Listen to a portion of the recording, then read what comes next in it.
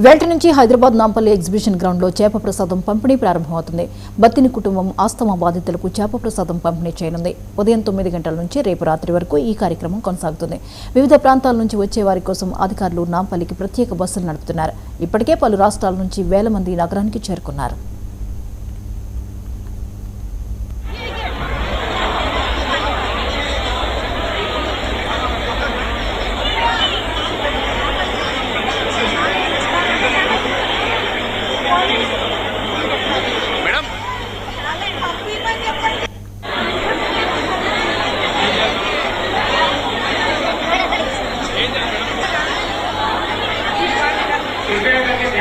सभी लोगों ने आहिस्ता आहिस्ता एक एक करके आना है और जिनको भी यहाँ पर एक्सेप्शन की सबसे जिनको रजिस्टर करवा चाहिए वो आगे से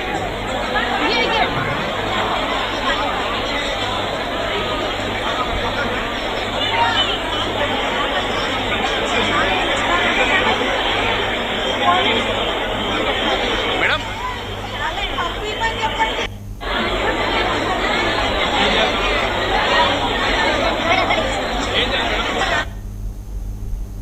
ఇవాల్టి నుంచి హైదరాబాద్ నాంపల్లి ఎగ్జిబిషన్ గ్రౌండ్ లో చేప ప్రసాదం పంపిణీ ప్రారంభమవుతుంది. బత్తిని కుటుంబం ఆస్తమా బాధితులకు చేప ప్రసాదం పంపిణీ చేయనుంది. ఉదయం 9 గంటల నుంచి రేపు రాత్రి వరకు ఈ కార్యక్రమం కొనసాగుతుంది. వివిధ ప్రాంతాల నుంచి వచ్చే వారి కోసం అధికారులు నాంపల్లికి ప్రత్యేక బస్సులు నడుపుతున్నారు. ఇప్పటికే పలు రాష్ట్రాల నుంచి వేల మంది నగరానికి చేరుకున్నారు. ఈ అంశంపై మరిన్ని వివరాలు మా ప్రతినిధి శైలజ అందిస్తారు. శైలజ, ఈ రోజు నుంచి చేప మందు ప్రసాదం వితరణ ఉండనుంది. వివరాలేంటి? ప్రతి ఏడాది లాగానే ఈ రోజు కూడా నాంపల్లి గ్రౌండ్ లో ఇటు చేపల పంపిణీ ప్రసాదం అయితే వితరణ జరుగుతుంది.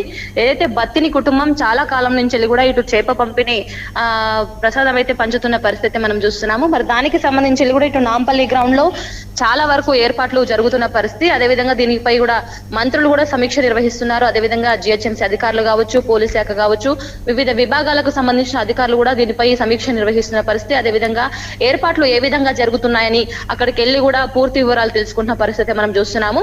ఏదైతే బత్తిని కుటుంబం చాలా ఏళ్లుగా ఇటు చేప పంపిణీ విక్రయం అనేది కొనసాగిస్తున్న పరిస్థితి.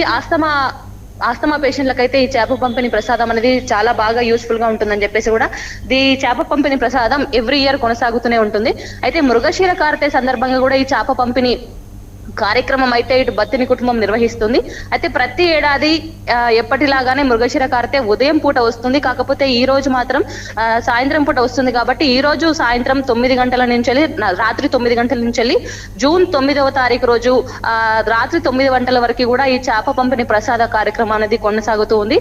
అయితే ఈ రోజు ఉదయం నుంచి 9 గంటల వరకు కూడా వచ్చే వారికి కావచ్చు, అదే విధంగా ఏర్పాట్లు ఏ విధంగా ఉన్నాయి, సౌకర్యాలు ఏ విధంగా ఉన్నాయనే దానిపై కూడా ఇటు అధికారులు అయితే ఎప్పటికప్పుడు వివరణ కోరుతున్న పరిస్థితి, ఎప్పటికప్పుడు సమీక్ష నిర్వహిస్తున్న పరిస్థితి.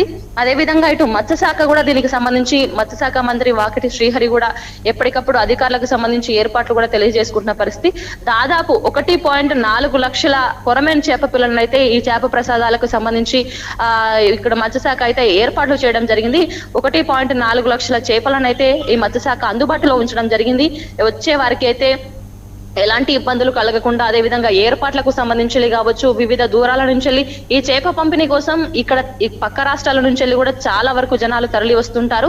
వారికి ఉండడానికి కావచ్చు, అదే విధంగా వసతులు కావచ్చు, అదే విధంగా ఈ మంచినీటి సౌకర్యం, వివిధ ఏర్పాట్లు కూడా ఎప్పటికప్పుడు అధికారులు అయితే సమీక్షిస్తున్న పరిస్థితి మనం చూస్తున్నాము. మరి దీనిపై పొన్నం ప్రభాకర్ కావచ్చు, మంత్రి పొన్నం ప్రభాకర్, అదే విధంగా వాకటి శ్రీహరి మాట్లాడిన పరిస్థితి మనం చూస్తున్నాము.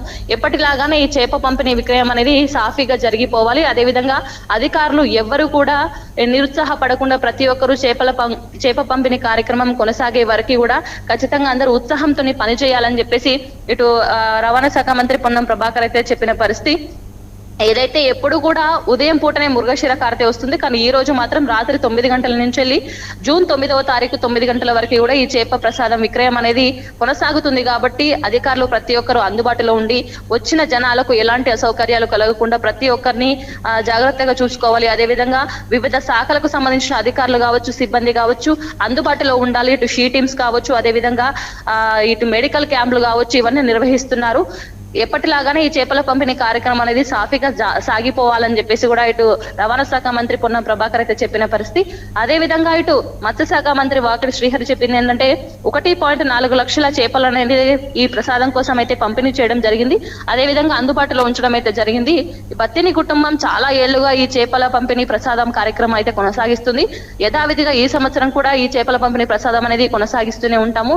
ఎలాంటి అడ్డంకులు లేకుండా, అదే విధంగా వచ్చిన వాళ్ళకి కూడా ఎలాంటి అసౌకర్యాలు లేకుండా ప్రతి ఒక్కటి జాగ్రత్తగా దగ్గర నుండి చూసుకోవాలి. దీనిపై ఎప్పటికప్పుడు మేము అధికారుల నుంచి వివరణ కోరుతున్నామని చెప్పేసి చెప్పిన పరిస్థితి ఉంది. Jyothi. Right, thank you Shailaja.